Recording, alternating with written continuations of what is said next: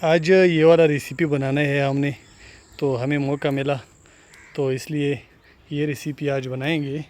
इसका full vlog इंशाल्लाह उसका एक अलग से वीडियो होगा, वो भी मैं आप लोगों के साथ शेयर करूँगा। लेकिन फ़िलहाल ये जो रेसिपी है ये हमने किस तरह बनाया और ये कितना केजी का है, इसका सारा डिटेल मैं आपको एक अलग व्लॉग में इंशाल्लाह बताऊँगा।